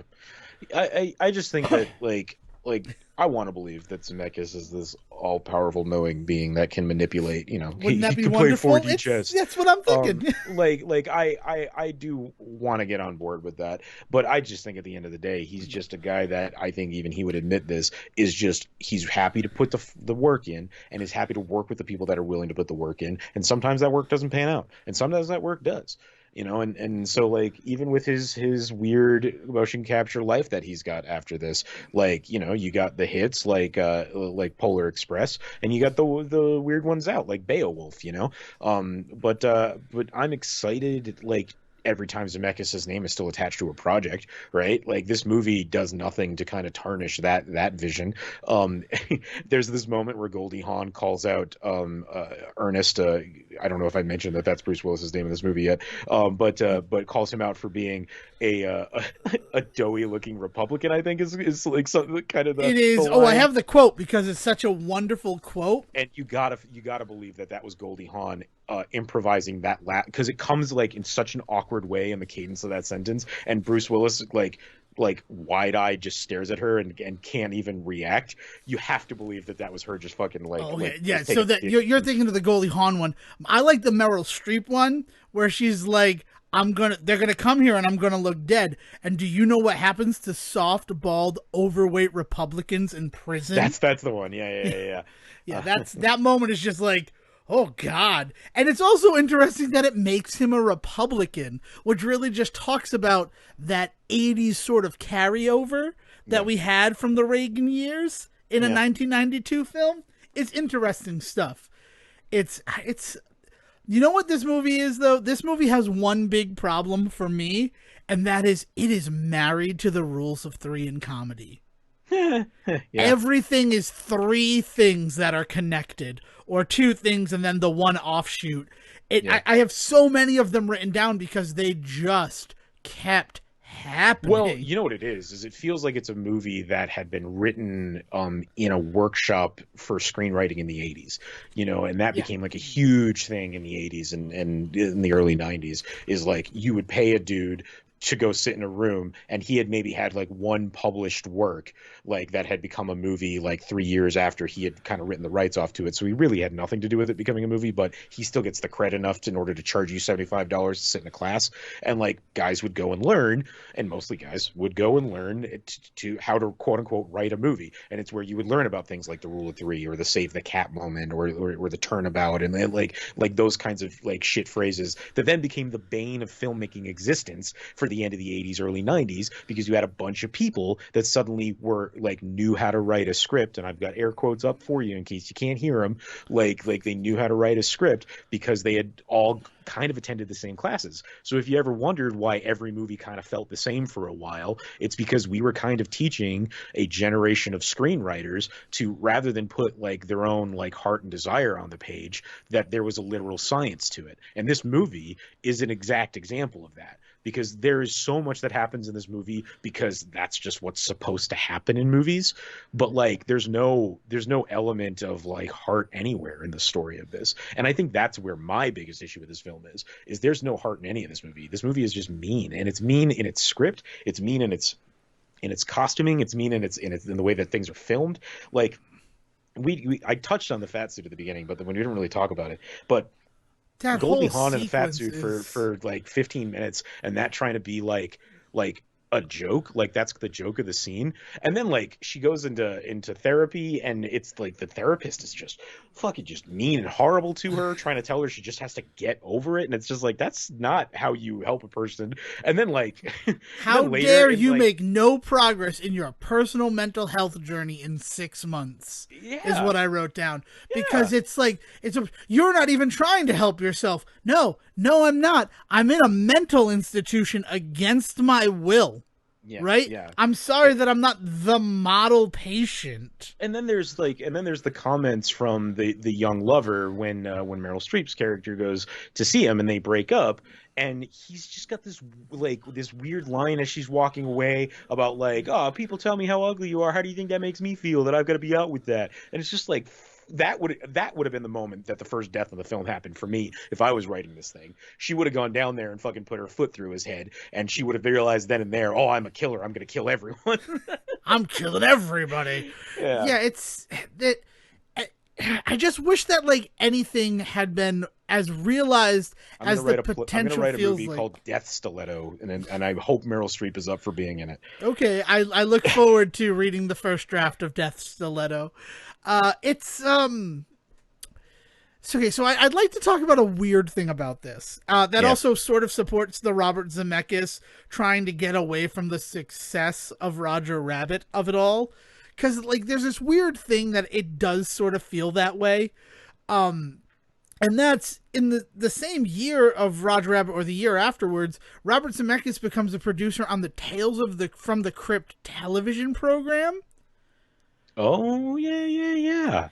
And for a lot of people, they consider this story, Death Becomes Her, to be a tale from the crypt. You know, if you put it up there with Tales from the Crypt, Bordello of Blood, and what was the other one that they did? Dark Knight or Demon Knight. Demon Knight, yeah. Like I kind of wish it had that branding. It definitely would have made things a little bit easier to swallow. I would have told. I'll tell you what. You want to talk about camp, right? Yeah, you want to exactly. Man. And then the reveal at the end is that the Crypt Keeper is Madeline. Yeah. Nice. No, I don't want that to happen. I don't want that to be canon. I'm sorry I put it out there into the world, but thinking about it, like, I know that I felt like I probably sounded like I was kind of down on this movie, and really the reason I was down on this movie at all was just because I had built up so much more to it in my head, having seen it as a young imaginative child, that then like none of that meat I put on the bones actually exists. Yeah. So I'm just kind of left wanting, which is disappointing. And that being said, 12-year-old Devin did not catch all of the references to old Hollywood or like the Greta Garbo line. It took me seeing it as a 30-year-old to understand that and be like, man, Robert Zemeckis just loves movies, doesn't he? This mental hospital is the mental hospital from One Flew Over the Cuckoo's Nest. Like, all of these little shout outs to locations and shots but even from like other movies is cool. and specifically in this one, like B movies, like the Yeah. references, like the weird references to like Ed Wood and Bride of the Monster. There's a lot of stuff that's like out there about Frankenstein all throughout this movie. Like, like there's some great stuff there. And then also, you don't get somebody like Meryl Streep or Goldie Hawn to be in this movie unless like you've been watching movies for the last 20 years, because like there's a reason that they play your beautiful Hollywood starlets in this film. And it's not just because they are beautiful starlets, but on top of that, like there's some line work and some acting work that you're sure as hell not going to direct them in, so they just do it. Like there's a lot of moments in this movie where you go, oh, these guys are just doing what they want to do with the script. Nobody's telling them no in any of these moments. And like, and again, if the focus is not on that stuff because he's so focused on the special effects in a moment, then yeah, he's probably not telling them no. They probably are just reading the lines they want to read. Like Bruce Willis, he's done Die Hard by this point, and like and what is it, like So First he's Date or done Date Die Night? Hard, Die Hard 2, definitely Hudson Hawk, because that's the year before this is Hudson Yeah. Hawk. So he's done a lot of the stuff that we know him as Bruce Willis. I mean, he did Moonlighting, obviously. But the funny, that's what I was Yeah. going to mention is Moonlighting, Yeah. right? Like you get Bruce Willis because he's young, he's sexy at this point, everybody's into him, and on top of that, he is known for being like goofy. And then the best part is he's known for being a goofy hunk. So we're going to make him dopey in this movie. Like And that's the whole joke with that character is it's Bruce Willis, but he's got a mustache. First of all, I love Bruce Willis with hair. Second of all, Bruce Willis steps in to replace Kevin Kline. So imagine this movie with Kevin Kline in that role. And like it wouldn't work. And that's the saddest thing, is you sort of need that Bruce Willis mania that Yes. I mean, like, because Kevin Kline, I don't doubt that he could do one part or the second part of the character of Ernest Menville, but in order to encapsulate both into the film, I don't, and I love Kevin Kline. Don't get me wrong. I just don't think he is capable of doing that in one movie. He plays the better version of this role for himself in A Fish Called Wanda. Yeah, few years exactly. later. Yeah. Yeah. But in Fish Called Wanda, he's more latter Ernest and not Yes. so much early Ernest. Yeah. So it would feel like that tonal disconnect. I mean, I can think of any movie that I've seen him in where he's pretty much the same character throughout, even when there are growth and change things. Like it feels like, yeah, but he's still that character. And maybe that would be interesting and lend something to the Ernest at the end. Like he's standing up for himself, but at the end he's still terrified in doing that right here. Yeah. Like, so it'd be a different nuance to the film, but I think you need that Bruce Willis against these established, like, Oscar-winning performers Yeah, no, to I have don't this disagree. film work. Like, Yeah. so they kind of luck out with that moment. And Bruce Willis, underrated in this film. I mean, maybe just for me, but, like, just in general, you think about Death Becomes Her, you think about Meryl Streep, you think about Goldie Hawn, and you're like, and there's a guy in there, right? And then you see it's Bruce Willis, you're like, oh, it's Bruce Willis. That's exciting. I remember that it's Bruce Willis, but I don't remember that this is what he's doing in this Yeah. movie. You know what I mean? Like, Yeah. you go back and watch it, and you're like, oh, right, Bruce Willis is in this movie. Like, He is. Yeah. He is up and down and everything he's doing. And when he is in his, like, most Dr. Frankenstein moment where he steals all the embalming fluid and he has just drained all the blood from her and, like, I can't match the skin tone perfectly. Like, he's great. He is on another level. The moment for me, the shot, it is literally a shot for me, and it is the most Zemeckis shot in this movie, is when they're doing the eventually what never comes to pass murder like walkthrough that you see that Goldie Hawn So lays out, good. and they do the whole pan over the table to him painting the alcohol onto the liquor glasses, and he's practically like licking his lips in anticipation. And again, like you got that like amazing fisheye lens zoom over the table Zemeckis style that looks like it's straight out of like Back to the Future 2 or something. Like it is probably one of the best shots in this whole movie, and it is so goofy. It's just goofy, and like it makes you giggle. Like those moments work for me still. It's just the overall, just like the meanness of this film, jokes that don't land anymore, and I don't know if they ever did, considering the way that this movie was received. So like there's a lot of this movie that just doesn't work. But there's a lot of this movie that does. And so it's kind of one of those movies that we can't ever truly kind of let go of because there's too much important shit going on in this movie to just ignore it. Yeah. That being said, I don't know if I'd tell anybody to go watch it. I would recommend that you watch it once. Understand that it is a product of its time. Understand that even though it's a product of its time, a lot of the things that are on display in this, a lot of the things they're trying to satirize or bring to focus haven't gotten much better in Hollywood. Yeah. Which, that's the thing. I read something really interesting about the fact that it's not so much that The Simpsons were able to predict all of these things that have happened with the jokes they were making.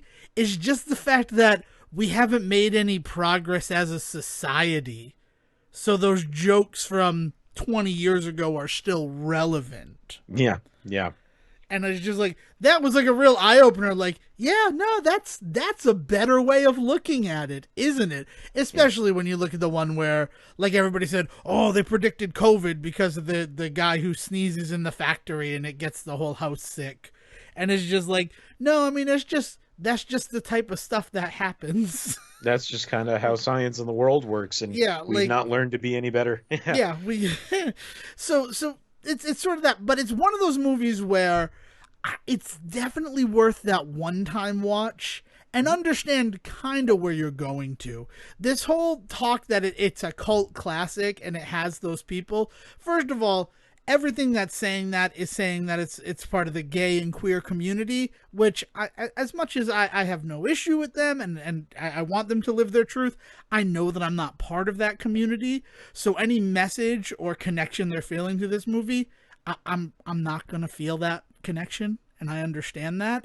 But also, watching this movie, I don't know how you could watch this like a cult film. Like have this on all the time. It's like watching it's like watching Divine in the old John Waters movies and stuff, where she would like shoot guys' heads off and eat dog shit and stuff like that. And people will hold Divine up, and rightly so, will hold Divine up in their rightful place in queer cinema and stuff. So like, there's definitely a place for this in that conversation for sure. Because I mean, as I mentioned, it's camp all over. Plus, I mean, you have Meryl Streep and Goldie Hawn, bless her soul. But I mean, like Meryl Streep was time and again like held up as an icon in a community, despite the fact that she may not necessarily even identify with that community.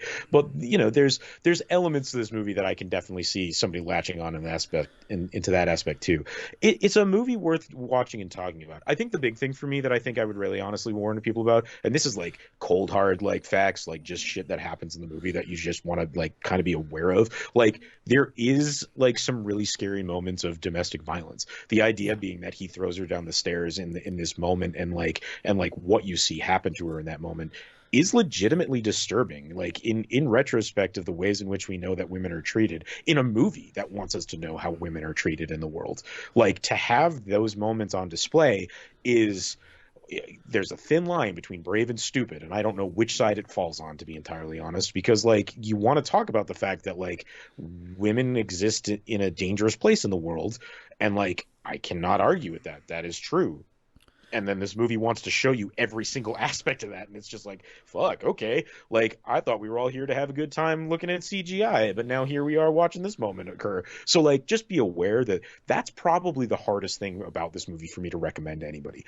Otherwise, I'd be like, yeah, get drunk and watch it with your friends. But there were straight up moments in this movie that if I was sitting around drinking with my friends and they happened on TV in front of us, I'd ask to turn the movie off because it's not a good time. You know, like, so just I think that's what I'm saying. We're like, I don't know how you watch this like Rocky Horror Picture Show or Priscilla Queen of the Desert, as it has that like cult classic. We're gonna have this on in the bars during Pride months, and it's just like there's funner movies. Yeah, there's much more fun films to put on than this one. Yeah. For sure. Yeah. And it's that question of the 90s, too, where, like, we want to show this violence that is out there happening to women, but in showing that violence, are you glorifying it? Are you exposing it to people? Is that violence begetting more Well, violence? it's like when people try and defend True Lies and say like, "Oh, it's not racism; it's trying to identify the racism of the time because it's a satire on action movie." And it's like, guys, at the end of the day, it just seems to be just leaning into a lot of the heavy racist tropes of action films of its time. It doesn't seem to be critiquing them in any way.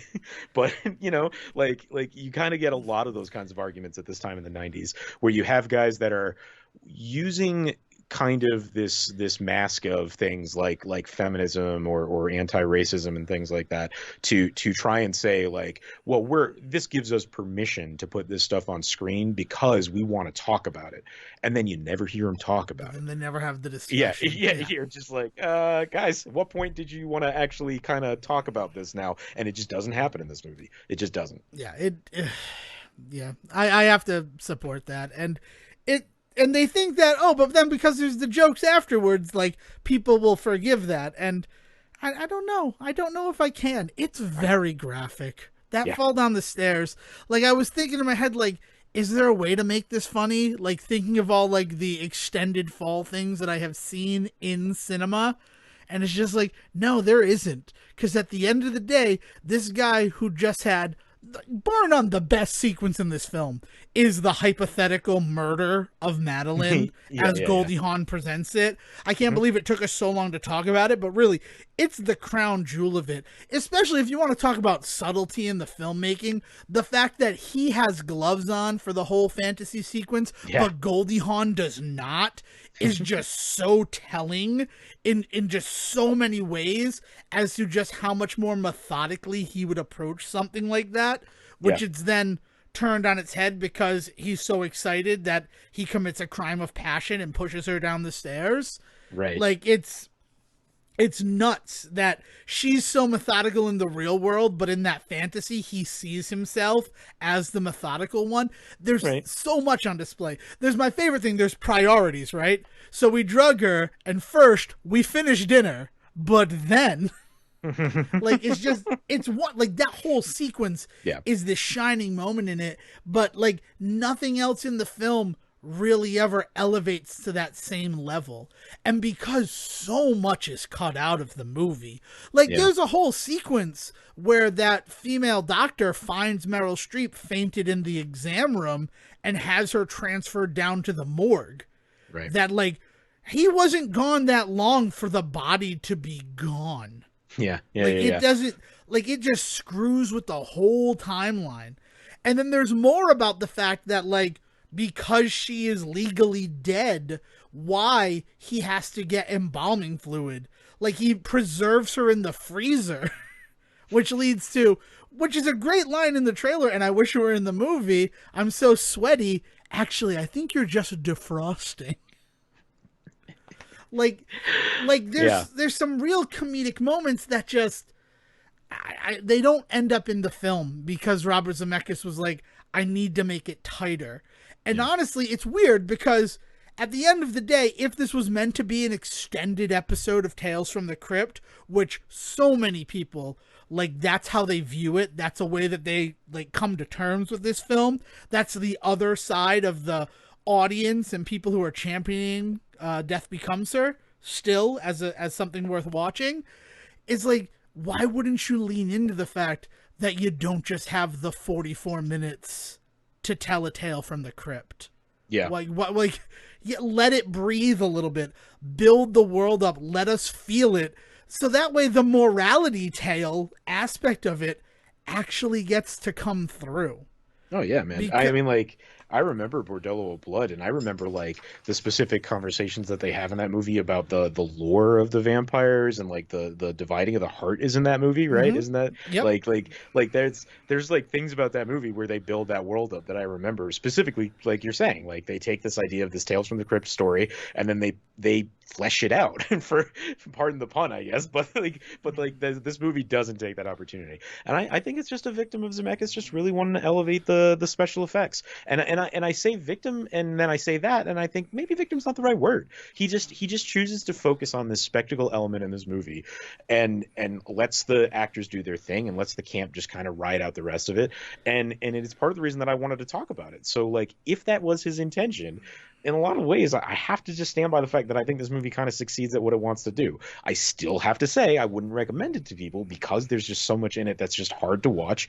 But that being said, the special effects and the kind of weird, goofy, like not Tim Burton, but basically Tim Burton-esque nature of it and all that that's on display here is like definitely what they're aiming for and definitely what they hit. So like, good on them, I guess. Which the finality of that and just the beautiful thing is that this wins the Oscar for Best Visual Effects, beating out Batman Returns. So even though it fails spectacularly to do Burton better than Burton, in terms of the effects, which is what this film ultimately feels like it was working towards, it does succeed. I mean, when Siskel and Ebert give it 2 thumbs down and say, seriously, these effects are incredible, but there's no substance in this film, like, that means something. Yeah, and it becomes a really interesting conversation because, you know, you still hear it today where people feel like the CGI it seems to be the only focus. Why can't we get a good movie out of it? And it's just like, there are other movies for that. Like this movie just happens to be about that, you know? Like, Yeah. like, you know, the next time a Marvel movie comes out, just count the minutes until somebody points out that like, oh, the ending's just a fight between 2 CGI dragons. Like it's like, yep, that's how these movies tend to end, is just big CGI big battles because they're superhero stories. And some of us like that. Some of us consider that art, you know? So it's just, is this movie bad or does this movie have its priorities in a different place? I would argue both. Yeah. I mean, so much, like the time jumps in the beginning to establish a world, but then let's just forget about that world. There's some missteps, but ultimately I'm not disappointed that I rewatched this movie. I'm glad I was able to sort of refocus my thoughts on it. Yeah. And to have it confirmed for me that like, no, you dreamed up the whole idea that like there are a bunch of people who have these issues. I mean, it feels like that was part of the story. When you think about Shingal, the guy who runs the spa that originally tells Madeline about this treatment. And he's like losing his shit. And, his eye is twitching and his other eye is like out of focus and can't look somewhere, that like there is a cost to this immortality and this eternal youth, and having someone like that in the fold would be like invaluable. Well, imagine the bit where James Dean did get into a car accident and needed reconstruction. Yeah. Right? Like that would have been a better bit than just James Dean faked his death, which is I guess the implication we're supposed to believe. Yeah, it's just there's so many potential moments for a full fleshed out story with this thing to be there, but ultimately we wanted to show off the CGI. We succeeded in showing off the CGI. We won the Oscar for it, and we provided Steven Spielberg with a way to make realistic looking dinosaurs 1 year later. Mm-hmm. I mean, success is the ultimate credo of Death Becomes Her. And it is at the expense of a lot. Success that we don't always understand. Another reason why it's probably held up as a queer film is because this film literally queers your understanding of what makes a good movie. So like it's a weird little relic of time that I didn't want us to let pass without talking about because of all the other things that we do give time and credence to. Yeah, no. And so I'm thank you for doing this with me, Dev, and thank you to anybody out there that did watch this movie to hear us talk about it, and thank you to anybody that didn't, that just decided to listen to us anyway. And specifically thank you to somebody who just listened to us talk about this movie and now says, yeah, I'm going to check it out. I'll check it out. I'll see what the truth is. Just remember, don't get a DVD copy of this movie. The DVD is awful. It's like a meta level of representation as to what this film is talking about. It is full screen. By all accounts, it is just a transfer of the Laserdisc version. It is murky. It is foggy. It is grainy. The 2016 Blu-ray fixes all of those problems. Plus, we live in the future. It's available digitally. Probably a lot easier than either the DVD or the Blu-ray, but I would feel like we're doing you a bit of a disservice if after hearing us talk about it, you want to watch this film and you're like, oh, I can get the DVD for $1 off of Amazon. Don't do that. Don't do it. Spend the extra money. In fact, the cost to ship that $1 DVD, you could just be renting and watching the movie. I mean, assuming prices and trends stay the way that they are now. Who knows, right? You could be listening to this in 2023. 2029. Say hi to your mother for me, I guess, and apologize. That's the thing we say.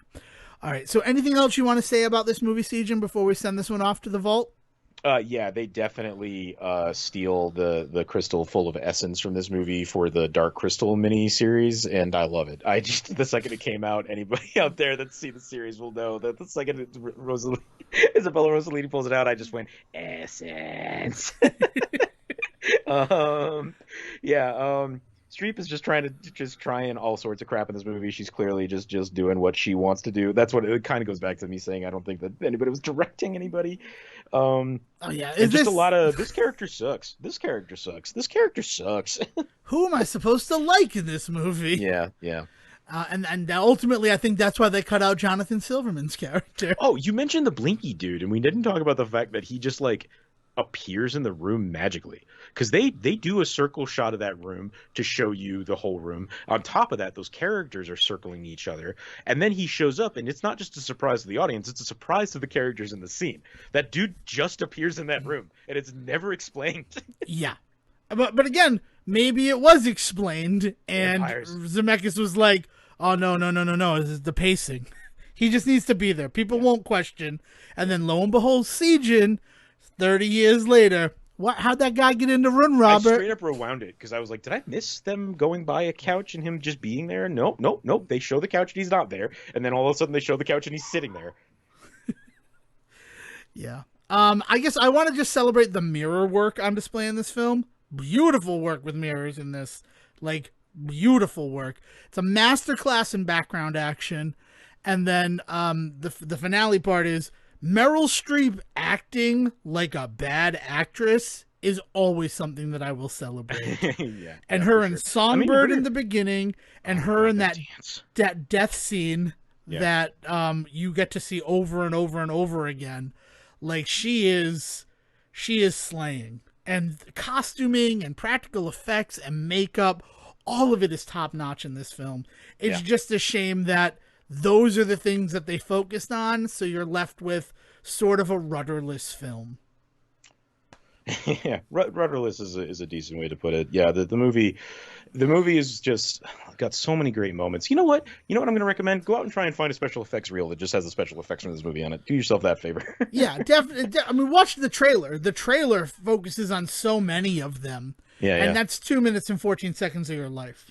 If you don't want to commit to the whole 104 minutes, watch the trailer twice, and you'll get to see the looking through Goldie Hawn. You'll get to see Meryl Streep with her head on backwards. You'll get to see Turtle Man's inception in Meryl Streep having her head crushed.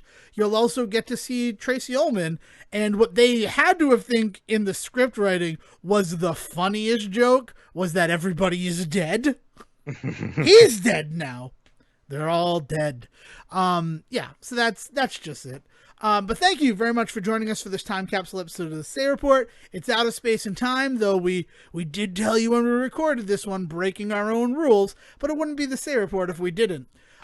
If you have a movie that you think would be a good film for us to look into for a time capsule episode, get us on Twitter at the Say Report. And if you would like to share with me any other like camp films that are cult classics that I might not be aware of, you can find me on Twitter at Devin D. Decker. And if you have any other movies that you love for these kinds of weird ass special effects that are clearly the whole focus, like, hit me up, because I will always watch a movie no matter what quality it is if you think that the special effects in it are worth keeping an eye on. So hit me up at Siege vs. the World. Excellent. So until next time, William, please bring us home. Have a good one, folks. Thank you for listening to the Say Report with your host Devin Decker and Stephen Serwick. Please follow the guys on Twitter and Facebook by searching for The Say Report, and you can always subscribe on your podcast channel so this is delivered straight to you and you can enjoy it every week. With apologies to your mother, we'll see you next time.